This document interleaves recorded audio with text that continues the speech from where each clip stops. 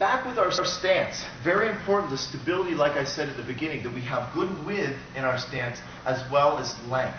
The problem I see with most beginning fighters is that we have good length but not very good width, and we end up in what we call a tightrope position. Once we're in that tightrope position where our back foot is directly behind our front foot, we have very limited stability either left or right. So it's also very important that we keep good width in our stance. Ball of the back foot for me so that I can move forward. And this is where our bobbing and weaving and our slipping position comes in. Slipping and bobbing weaving is our defense as a fighter. What I must do for the slip is a very basic motion of kicking the hip out to the side, keeping the hands up, and bringing my shoulders over to the opposite position and returning back to center. This slipping motion is very good not only for your defense, but if you're interested in fitness, on developing the abdominal region that covers the ribs and connects just to the side of the body for those swing kicks.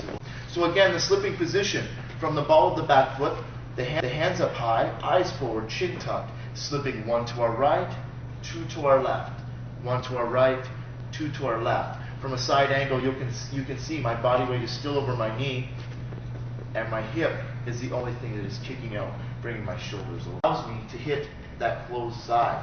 Coming back to center, he throws the cross from here. That allows me to hit that exposed side. For him to come back and strike me, he has to cross his body, making it twice as hard for him. Next position, defensive position we will learn, is the bob and weave. First of all, to bob is generally a technique that will be coming straight at me, much like a jab. A high jab, I want to slightly get under the technique. At the same time, I have to keep in mind that I'm bringing myself down to the best or strongest punching position of my opponent, the shoulder height. So as I come underneath the punch, I have to bend the knees and tuck the hands in a turtle position, obviously keeping the eyes forward. It's what we call closing the door. You'll notice that my palms turn towards my face and my eyes continue to look between the palms, and I return. So the jab comes straight at my forehead, I come underneath, I close the door, and then I return as the jab or second punch comes back. Bob to return. Bob to return. Once again, with my training partner Nick, as he throws the jab high, I slightly slip underneath with the bob. As he returns back, I time my return. So I'm coming down, both knees are bending. I do not ever want to lean away from the punch, because all it's going to do is set me up for that second punch. Nick knows he hasn't reached, he'll take a tiny slip in and be able to hit me with the second technique.